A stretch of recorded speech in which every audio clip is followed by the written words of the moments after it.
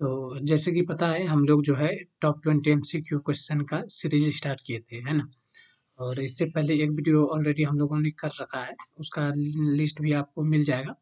तो आप जैसे चैनल के प्लेलिस्ट में जाएँगे टॉप 20 एमसीक्यू वहाँ जो है आपको मिल जाएगा। और आपने उन पहले वीडियो को नहीं देखा है जो पहले हो चुका है, तो उसका लिंक भी आपको नीचे डिस्क्रिप्शन में मिल जाएगा, वहाँ से जाके देख सकते हैं, है ना? और ये जितने सारे प्रश्न कराए जा रहे हैं आने वाली इसरो के एग्ज़ाम को लेकर कराए जा रहे हैं, जो कि काफ़ी हेल्पफुल साबित होने वाला है ना? और आप अगर अच्छे से ये सारे प्रश्न देख लेते हैं, तो आपका बहुत हेल्पफुल साबित होगा, यानी आप जो है अच्छे से प्रश्नों को कर ले जाएँगे। तो चलिए शुरू करते हैं। तो आज का जो पहला प्रश्न है, वह है radial force is dot dot in orthogonal cutting process, यानी ऑर्थोगोनल कटाई प्रक्रिया में रेडियल बल डॉट डॉट होता है, यानी क्या होता है? क्या वह शून्य होता है, अनंत होता है, इकाई होता है या फिर अधिकतम होता है? तो देखिए जो है ऑर्थोगोनल कटाई प्रक्रिया में जो रेडियल बल होता है वह क्या होता है? वह शून्य होता है ना? तो इसका जो सही आंसर हो जाएगा ए हो जाएगा।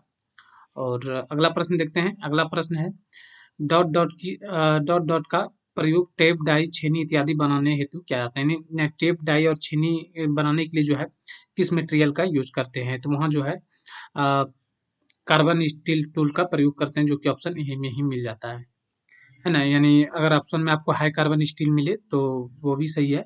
और अगर यहाँ ड्रिल के बारे में पूछ देता, ठीक है ना? अगर यहाँ यही पूछ देता कि ड्रिल जो है किस मटेरियल का बना आता है, तो उस टाइम जो है हाई स्पीड स्टील को वरीयता देते हैं, ठीक है? अगर हाई स्पीड स्टील नहीं होता तब फिर हाई कार्बन स्टील या फिर कार्बन स्टील को मारते हैं, ठीक है? चलिए अगला प्रश्न 24 नंबर का अगला है फीड के भरने से साधन की आयु क्या होगी? यानी जो है आपको बताया जा रहा है tool life dot dot with increase in feed, यानी जो है अगर फीड को बढ़ाते हैं तो टूल लाइफ पे क्या प्रभाव पड़ता है? क्या वह घटती है, बढ़ती है या अपरिवर्तित रहती है या फिर शून्य होती है? तो जैसे-जैसे हम लोग फीड बढ़ाएँगे तो वहाँ जो टूल का लाइफ है वह डिक्रीज़ होता है, यानी कि घटता है ना? तो ऑप्शन ए में मिल जाता है डिक्रीज़ होता है, तो ये जो है सही हो जाएगा। अगला है ट्रेमल इज यूज्ड टू ड्रॉ, यानी जो है ट्रेमल का प्रयोग किसे बनाने के लिए करते हैं? तो ट्रेमल का प्रयोग जो है लार्ज डाया सर्कल बनाने के लिए करते हैं, जो कि ऑप्शन ए में मिल जाता है वृत्त बनाने के लिए, है ना? यह एक मार्किंग टूल है ट्रेमल। चलिए अगला प्रश्न देखते हैं। अगला प्रश्न है दिया हुआ चित्र माइक्रोमीटर डॉट डॉट माइक्रोमीटर दर्शाता है। तो यह एनविल हो जाएगा, एनविल माइक्रोमीटर को दर्शाता है, तो ऑप्शन ए में मिल जाता है। अगला है इनमें से किसका प्रयोग कौन को मापने में किया जाता है? यानी जो है इनमें से किसका प्रयोग जो है कौन को मापने में किया जाता है? क्या कॉम्बिनेशन बेबेल स्क्वायर का, एल स्क्वायर का, ट्राई स्क्वायर का या फिर स्टील रूल का? तो कौन को मापने के लिए जो है बेबेल स्क्वायर का प्रयोग करते हैं, कॉम्बिनेशन बेबेल स्क्वायर का, तो ये जो है सही हो जाएगा। अगला है बियरिंग में कैम शाफ्ट किसका उदाहरण है? बियरिंग में जो कैम शाफ्ट उदाहरण होता है वह इजी रनिंग फिट का उदाहरण होता है ना? तो ये हो जाएगा क्योंकि ऐसे प्रश्न जो है पूछे जाते हैं ना, तो आपको याद रखना है, काफ़ी इम्पोर्टेंट प्रश्न है।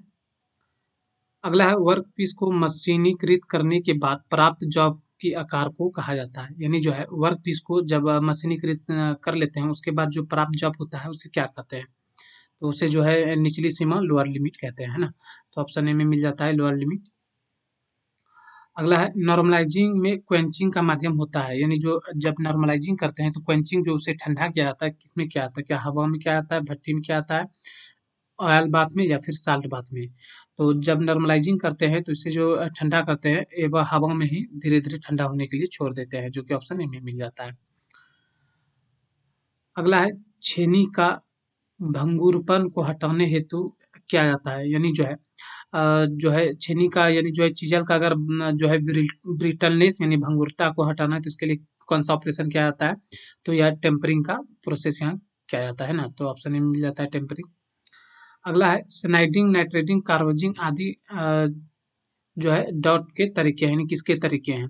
तो ये केस हार्डनिंग के तरीके हैं। ये तीनों जो है केस हार्डनिंग के तरीके हैं। मैं पूरा ऑप्शन डिस्कस नहीं कर रहा हूँ, फिर वीडियो नहीं तो लंबा हो जाता है ना। तो जो डायरेक्ट आंसर है मैं उसी को टिक कर रहा हूँ।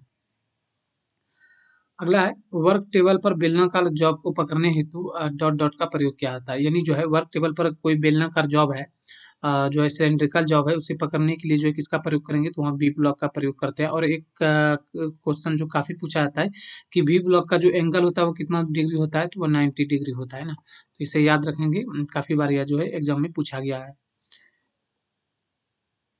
अगला है दिए गए वॉइस का प्रकार को पहचानना, यानी जो यहाँ जो वॉइस दिया गया है ये किस टाइप का वॉइस है, इसका प्रकार को पहचानना है। तो ये जो है टूल मेकर्स वॉइस है ना। टूल मेकर वॉइस यानी सॉफ्ट जॉब को पकड़ने के लिए टूल मेकर्स वॉइस का प्रयोग करते हैं। अगला है रिमर, कटर, ड्रिल इत्यादि जैसे जटिल आकृति के कटिंग औजारों को धारदार बनाने हेतु डॉट डॉट का प्रयोग किया जाता है।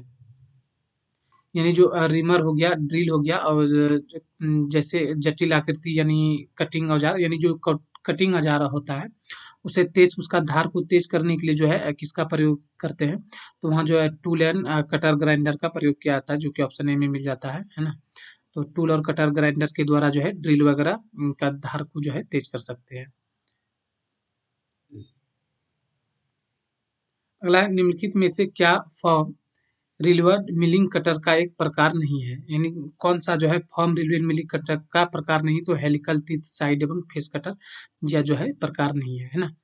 चलिए अगला है ग्राइंडिंग व्हील डॉट डॉट साधन का एक प्रकार है, यानी ग्राइंडिंग व्हील किस किस साधन का प्रकार है, तो इस ग्राइंडिंग के द्वारा हम लोग क्या करते हैं, कटिंग करते हैं। तो ऑप्शन ए हो जाएगा, कटिंग का प्रकार है। अगला है टाइपराइटर भागों हेतु टर्टलेट का आकार जो है डॉट डॉट में प्रयोग होता है। उक्त में दिए गए ग्राइंडिंग व्हील में विवरण में भी क्या है, तो भी का अभिप्राय किससे है, जो है विट्रीफाइड बॉन्ड से, यानी बॉन्ड का एक प्रकार है, बंधन का एक प्रकार है, तो ऑप्शन ए सही हो जाएगा। अगला है which is the hardest bound material, यानी जो है सबसे कठोर बाउंड कौन सा होता है, माफ कीजिएगा यहाँ बंधन पूछा है, यानी सबसे कठोर बंधन जो है किसका होता है, तो सबसे कठोर बंधन जो होता है वह मेटल का होता है, यानी धातु का होता है ना। तो ये जो है इसका सही आंसर हो जाएगा। अगला प्रश्न है नर्म नर्म अलौह पदार्थों की ग्राइंडिंग के लिए सबसे उपयुक्त क्या है, यानी जो है अगर हमको सॉफ्ट एवं नॉन फ्रेश मेटल की ग्राइंडिंग करनी है तो वहाँ जो है कौन सा एब्रेसिव कन का प्रयोग करेंगे, तो वहाँ जो है प्रयोग करेंगे सिलिकॉन कार्बाइड का करेंगे, जो कि ऑप्शन ए में मिल जाता है। तो चलिए इसी प्रकार से जो हर रोज आपको टॉप 20 एमसीक्यू प्रश्न मिलते रहेंगे। और जो चैनल में पहली बार आए चैनल को सब्सक्राइब जरूर कर दें, और साथ में जो है व्हाट्सअप कैलकुलेशन के मैथ के चैप्टर जो है शुरू हो गए हैं, जैसे कि स्क्वायर हो गया, रेक्टेंगल हो गया, वृत्त हो गया, सारे का डिस्कशन मैंने अच्छे से किया है। और और आज जो है शंकु चैप्टर यानी कौन जो है स्टार्ट होने वाला है ना। तो तकरीबन आपको जो है रात के तकरीबन 8:30 या 9 बजे के आसपास में वीडियो मिल जाएगा। तो मैथ का वीडियो जरूर देखें, क्योंकि आपका जो इसरो एग्जाम है मैथ काफ़ी इंपॉर्टेंट है, यानी मैन फैक्टर जो है अभी कहा जाए तो मैथ रोल प्ले कर रहा है ना। तो मैथ को आपको अच्छे से करके आना है। चलिए इस वीडियो में इतना ही।